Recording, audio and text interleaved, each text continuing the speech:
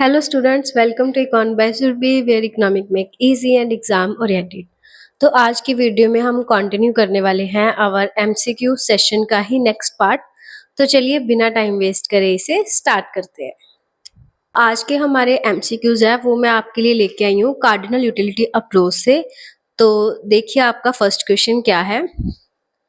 So our first question is the cardinal utility approach was developed by cardinal utility approach को किसने develop करा था? Option A Hicks and Allen, option B is Alfred Marshall, option C is Leonard Robbins and option D is Adam Smith. पहले आप सोचिए कि इसका answer क्या हो सकता है, उसके बाद मैं आपको इसका राइट ऑप्शन बताती हूँ। तो इसका ऑप्शन क्या होगा? Our answer number B that is Alfred Marshall. Alfred Marshall ने ही ये कार्डिनल यूटिलिटी अप्रोच को डेवलप करा था। और कार्डिनल यूटिलिटी अप्रोच होती क्या है? उन्होंने ये बोला था कि वो यूटिलिटी जिसको हम नंबर्स की फॉर्म में काउंट कर सकते हैं। Cardinal means that utility can be countable in numerical form, that is 10, 20, 30 up to so on. ठीक है। Next our MCQs is what is marginal utility? Marginal utility क्या होती है? Option A utility from total consumption, option B extra utility from the consuming one more unit, option C total satisfaction from all units and option D is utility from zero consumption. पहले आप देखिए कि margin utility का right option क्या होगा।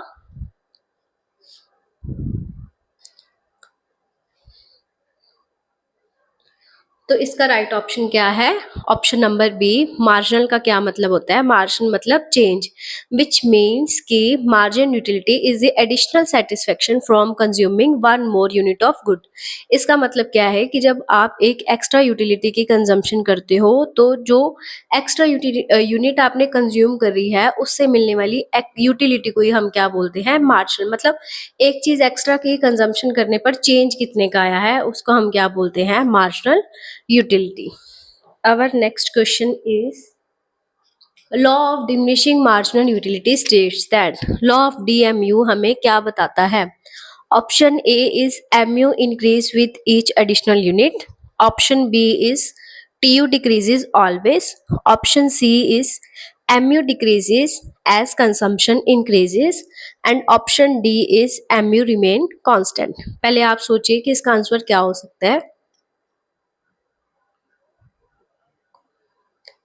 तो इसका option क्या बनेगा हमारा? Law of diminishing margin utility हमें क्या बताता है कि जब हम एक एक्स्ट्रा यूनिट को कंज्यूम करते हैं, जब हम जैसे जैसे हम अपनी यूनिट्स की कंजम्पशन को इंक्रीज करते हैं उससे मिलने वाली यूटिलिटी जो है डिक्रीज होती जाती है। तो इसका ऑप्शन क्या आ जाएगा? MU decreases as a consumption increases. Option number 3 कि जब हम यूटिलिटी MU जैसे जैसे हम अपनी कंजम्पशन को इंक्रीज करते हैं वैसे वैसे उससे मिलने वाली यूटिलिटी क्या है? डिक्रीज होती जाती है। ठीक है जी। देन है अवर क्वेश्चन नंबर 4। क्वेश्चन नंबर 4 में उन्होंने क्या पूछा है कि when TU is maximum MU is. जब TU मैक्सिमम होती है, टोटल यूटिलिटी मैक्सिमम होती है, तो मार्जिन यूटिलिटी क्या होती है? Option A is negative, option B is positive, option C is zero and option D is maximum. तो आप सोचिए कि पहले क्या होगा।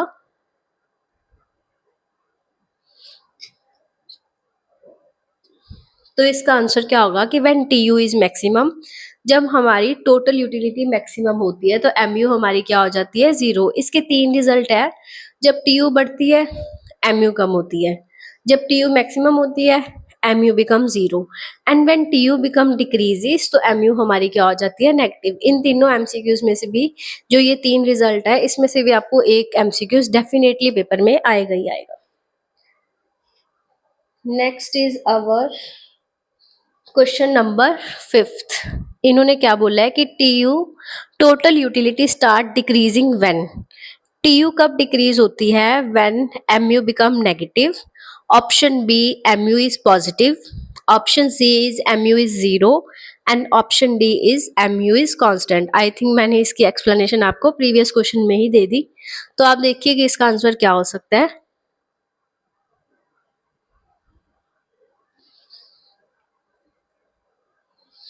तो इसका ऑप्शन नंबर क्या आ जाएगा? ऑप्शन नंबर ए कि व्हेन MU बिकम नेगेटिव, जब हमारी MU कब नेगेटिव होती है? जब TU स्टार्ट्स टू डिक्लाइन। जब आप डायग्राम ड्रॉ करते हैं तो जब TU का कर्व नीचे आता है तो नीचे इसके बिल्कुल एग्जैक्ट नीचे क्या है? जो MU वाला काम है, कर्व है हमारा, वो भी नेगेटिव में जाना स्टार्ट हो जाता है। Then our question number 6 is in the cardinal utility approach, consumer equilibrium is achieved when? Cardinal utility में consumer equilibrium की कौन सी situation होती है? Option A is margin utility is equal to price.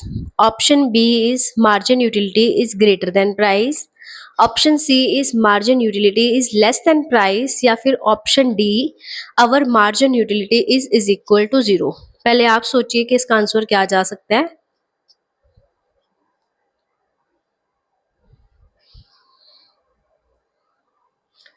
तो इसका राइट आंसर क्या होगा? Option number A that consumer is in equilibrium when margin utility of a good is equal to its price. Cardinal utility में क्या होता है कि जब मार्जिन यूटिलिटी इसके प्राइस के इक्वल आ जाती है, उसी सिचुएशन को हम क्या बोलते हैं? कंज्यूमर इक्विलिब्रियम की situation. Then our next MCQs is the law of diminishing marginal utility applies only when? कि law of diminishing margin utility कब अप्लाई होता है? Option A is consumption is over a long period. Option B is homogeneous units are consumed continuously. Option C goods are consumed irregularly. And option D is income is changing. पहले आप इसको question को अच्छे से पढ़ें, then सोचे कि law of मतलब इन्होंने ये पूछा बेसिकली कि law of diminishing margin utility कौन सी सिचुएशन में सही तरीके से अप्लाई होता है।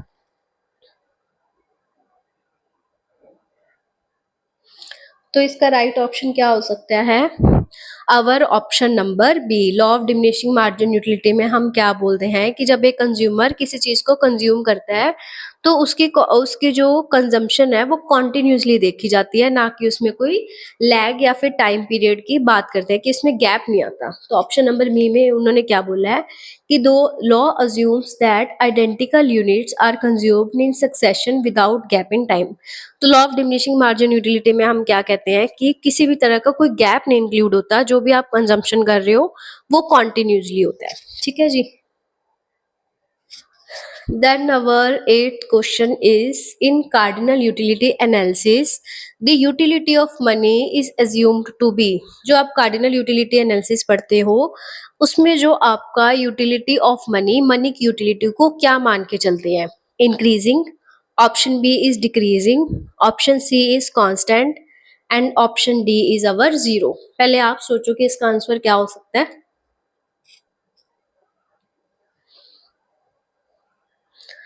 तो इसका राइट आंसर क्या होगा? अवर ऑप्शन नंबर सी, जिसमें क्या है कार्डिनल यूटिलिटी एनालिसिस में हम जो मार्जिन यूटिलिटी ऑफ मनी है वो हम क्या मान के चलते हैं? हमारी कांस्टेंट रहती है। ठीक है जी। Then our ninth question is which of these best illustrate diminishing margin utility. इन सभी स्टेटमेंट्स में से कौन सा ज्यादा एक्यूरेट है जो law of diminishing margin utility को दर्शा रहा है? Option A is a person feel hungrier after every bite. कि पर्सन को ज्यादा भूख लग रही है जैसे जैसे वो एक्स्ट्रा बाइट कंज्यूम कर रहा है। A person enjoys the second slice of pizza more than the first. एक पर्सन ने क्या है, उसको सेकेंड स्लाइस पिज्जा खा के ज्यादा अच्छा लगा है as compare to slice one. Option C is a person satisfaction decreases with the each additional slice of pizza. And option D is a person saves more money after each purchase. तो आप देखिए कि इसका answer क्या हो सकता है। तो इसका राइट ऑप्शन जाएगा our option number C, that is this is directly reflect the principle of diminishing margin utility. क्योंकि ऑप्शन सी में हमें क्या बोला है कि ए पर्सन सेटिस्फेक्शन डिक्रीजेस, की पर्सन की सेटिस्फेक्शन डिक्रीज हो रही है with each additional slice of pizza, की जैसे जैसे वो एक एक्स्ट्रा स्लाइस ऑफ पिज्जा खा रहा है। हमने यही पढ़ा ना, जैसे जैसे वो किस चीज को कंज्यूम करता है उससे मिलने वाली यूटिलिटी कम होती है। ठीक है जी। Next, our question number 10th, that is last question of this slide. What is the main difference between satisfaction and utility in economics? तो सेटिस्फेक्शन और यूटिलिटी में क्या डिफरेंस है? ये क्वेश्चन आपको 2 मार्क्स में भी काफी बार पूछ सकते हैं कि सेटिस्फेक्शन क्या होता है और यूटिलिटी क्या होता है. Satisfaction is theoretical while utility is practical. Option B, utility is expected benefit while satisfaction is the actual feeling of pleasure.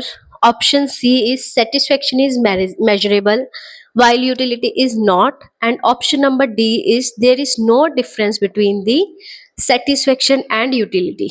इसको सोचने के लिए मैं आपको थोड़ा एक्स्ट्रा टाइम देती हूँ. आप देखो कि इसका आंसर क्या हो सकता है.